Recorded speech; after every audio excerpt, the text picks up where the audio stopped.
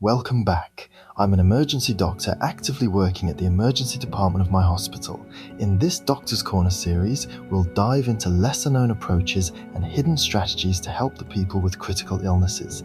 You can subscribe if you want to learn the latest news and healthy solutions about your health. Good day, everyone. Look at dry skin differently today. Do not see it only as skin that needs lotion. See it as a wall that has begun to leak. Ask yourself, why does skin feel tight after washing? Why does it look dull even when it is clean?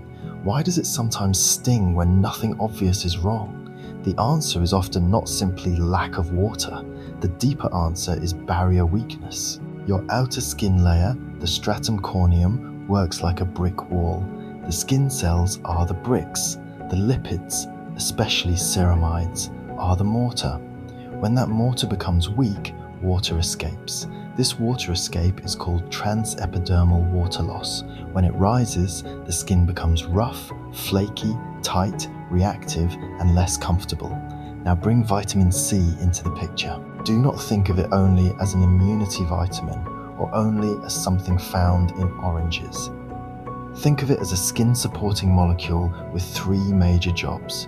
It helps defend the skin from oxidative stress, it supports collagen formation, and it appears to help the epidermis build a stronger barrier environment. A major review in Nutrients described vitamin C as important for skin health, including collagen synthesis, antioxidant protection, and possible support of stratum corneum formation and barrier lipid production. So ask the key question. How can a vitamin associated with brightness, immunity, and collagen help skin that feels dry? The answer is not magic. It is structure, chemistry, timing, and correct use. Let us move step by step. Listen closely, because the most useful part is not use vitamin C.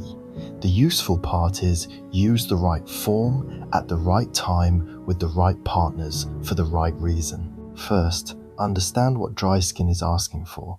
Dry skin is not just thirsty skin, it is disorganized skin. It is skin that has trouble holding water because its protective architecture is disturbed. If you only add water, what happens? It evaporates. If you only add a light serum, what happens? It may feel good for 10 minutes and then the tightness returns. Why? Because the barrier has not been sealed and supported. So do this. Think in layers. Your skin needs water-binding ingredients, lipid-restoring ingredients, and protective ingredients. Vitamin C does not replace all of these. It works best when it becomes part of the repair strategy. Why vitamin C?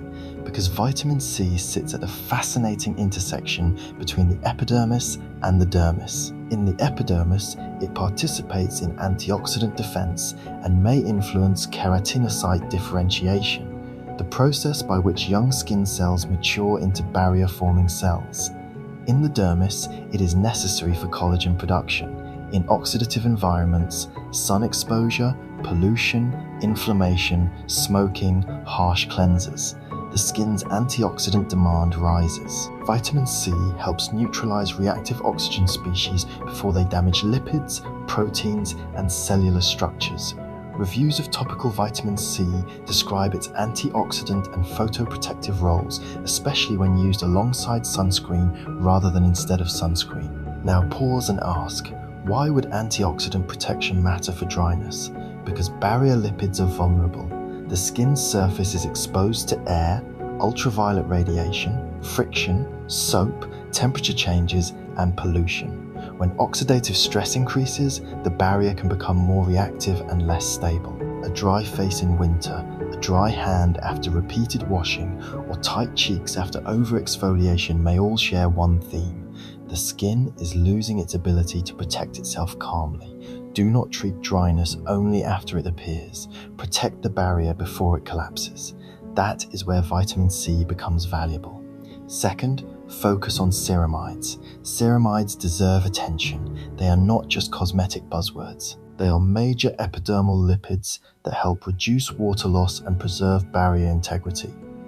When ceramide levels are low or disordered, dryness becomes more likely. Research in human keratinocytes has shown that vitamin C can stimulate ceramide production by influencing enzymes involved in ceramide metabolism, suggesting a biological route by which vitamin C may support epidermal barrier function. Ask yourself, how does that change the way we think about vitamin C? It means vitamin C is not only a glow ingredient, it may also act upstream, influencing the skin's own barrier-building behavior. That is a deeper idea. Instead of merely coating dry skin, we are helping the skin remember how to organize itself. But be precise. Do not exaggerate. A vitamin C serum is not a prescription eczema medication. It is not a replacement for ceramide moisturizer. It is not a cure for every form of dryness. But when dryness is connected to environmental stress, dullness, early barrier fatigue, or loss of resilience, vitamin C can be a smart supporting tool. Third, understand collagen. Why does collagen matter if the dryness is on the surface? Because the skin is not a sheet of plastic. It is a living organ. The epidermis and dermis communicate constantly. The dermis gives the skin strength, elasticity, and structural support. Vitamin C is required for the enzymes that stabilize collagen through hydroxylation of proline and lysine residues. Without enough vitamin C, collagen quality suffers.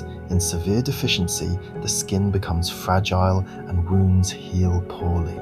The dermatology literature consistently describes vitamin C as central to collagen synthesis, collagen stabilization, and antioxidant defense in skin. So ask, how does stronger dermal support help dry-looking skin? Dry skin often looks older than it is. It reflects light unevenly. Fine lines become more visible. Texture becomes rough. When the dermis is better supported and oxidative stress is better controlled, the skin can appear more supple and less fatigued. Vitamin C supports this indirectly. It does not act like a moisturizer sitting on the surface. It acts more like a maintenance signal within the skin's biological machinery. Now let us make this practical. Do not start with a strong, acidic vitamin C serum if your skin is already burning, peeling, cracked, or inflamed. Repair first. Use a bland moisturizer. Use ceramides. Use petrolatum or another occlusive at night if needed. Stop harsh exfoliants temporarily. Let the barrier calm down. Then introduce vitamin C. How should you introduce it? Start slowly. Use it 2 or 3 mornings per week. Apply a small amount to dry skin after cleansing. Follow with moisturizer. Then apply sunscreen. Do not skip sunscreen. Vitamin C and sunscreen work like a defense team. Sunscreen reduces UV entry, while vitamin C helps neutralize oxidative stress that still forms in the skin.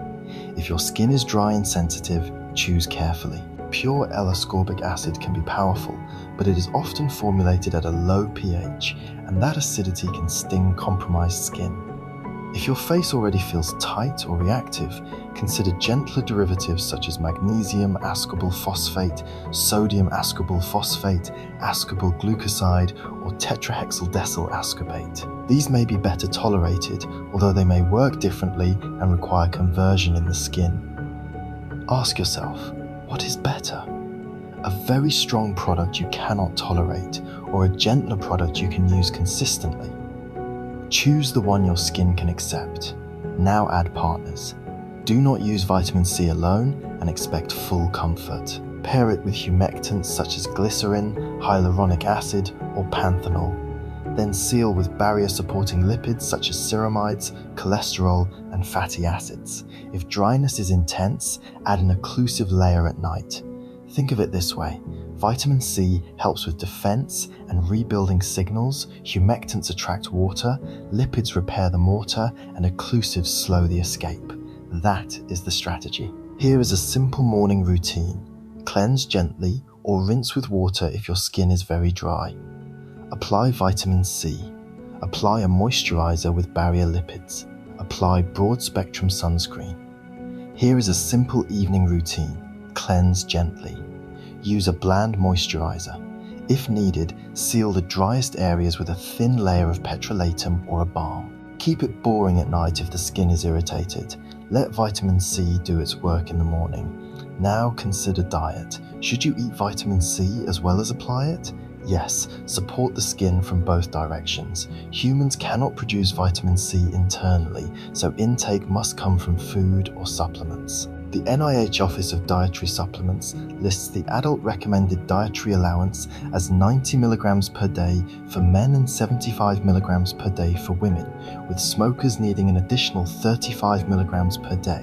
The adult upper limit is 2,000 mg per day.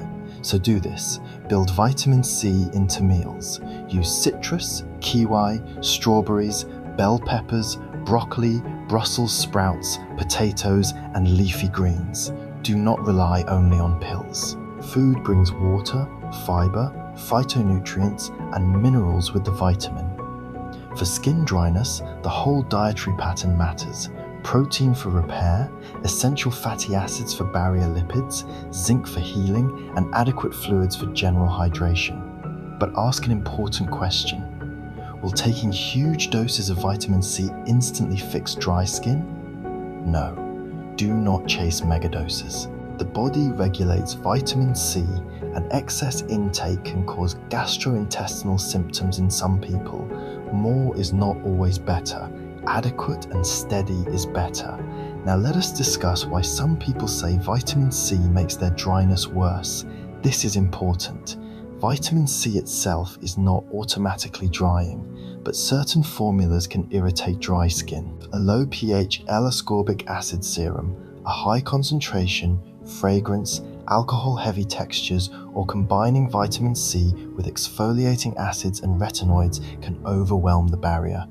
When the skin barrier is irritated, it may feel drier, even if the active ingredient has benefits on paper. So follow this command: separate irritation from treatment. If vitamin C stings for a few seconds and then settles, that may be tolerable. If it burns, reddens, flakes, or makes the skin tight all day, stop. Reduce frequency, switch formula, apply moisturizer first as a buffer, or pause until the skin recovers. Ask, how does your skin behave 24 hours later? That answer matters more than the first 10 seconds. Also remember the oxidation issue. Vitamin C, especially pure L-ascorbic acid, is unstable when exposed to air, light, and heat. If a serum turns dark, orange, or brown, it may be oxidized and more irritating. Use airtight, opaque packaging when possible. Store it properly. Do not keep a questionable bottle just because it was expensive. Your barrier is more valuable than the bottle. Now let us connect everything. Dry skin is a barrier event. Vitamin C helps because it supports several systems involved in barrier quality: antioxidant defense, collagen formation, keratinocyte behavior, and possibly ceramide-related pathways. It is beneficial not because it adds moisture like a cream, but because it may help the skin become more capable of protecting and renewing itself. That distinction matters. If you want fast relief, use moisturizer. If you want barrier support, use ceramides. If you want defense and repair signaling, consider vitamin C. If you want the best outcome, combine them intelligently. Now ask the most practical question: who should be careful? Be careful if you have eczema flares, rosacea, open cracks, recent chemical peels, active burning, or a history of strong sensitivity to acidic products. Be careful if you are using retinoids, benzoyl peroxide, exfoliating acids, or prescription dermatologic treatments. Do not layer everything at once. Introduce one active at a time. Give the skin at least 1 to 2 weeks before judging tolerance. And if dryness is severe, bleeding, infected, painful, or persistent, do not keep experimenting. See a qualified clinician. Dry skin can be simple, but it can also signal eczema, thyroid disease, diabetes, medication effects, occupational irritant exposure, or nutritional issues. Now let us make the message usable. If your skin is dry but calm, introduce vitamin C in the morning. If your skin is dry and irritated, repair first, then introduce later. If your skin is dry and dull, combine vitamin C with moisturizer and sunscreen. If your skin is dry and aging looking, support collagen through diet, sun protection, and consistent topical care. If your skin is dry and sensitive, use a gentler vitamin C derivative and lower frequency. If your skin becomes more uncomfortable, listen immediately and adjust. Do not force the skin to tolerate what the skin is rejecting. Let us close with the central idea. Vitamin C can be beneficial for dry skin because dry skin is not only about moisture, it is about barrier function, oxidative stress, lipid organization, collagen support, and cellular renewal. Vitamin C enters that story as a defender, a builder, and a coordinator. It helps protect the skin from environmental stress. It supports collagen chemistry. It may encourage healthier barrier behavior through effects on keratinocytes and ceramide pathways, and when used correctly, with moisturizer, sunscreen, patience, and respect for sensitivity, it can become a valuable part of a dry skin care plan. So remember this command: do not use vitamin C as a lonely hero. Use it as part of a team. Give the skin water-binding support. Give it lipid support. Give it sun protection. Give it nutritional support. Then give vitamin C a careful, consistent role. Ask yourself every morning, am I helping my skin hold water, defend itself, and rebuild calmly? If the answer is yes, you are not just treating dryness, you are training the barrier towards stability. Thank you for being here with me today. Take care of your skin, take care of each other, and I'll see you with our next topic in the next episode. Like family, learning, and growing together.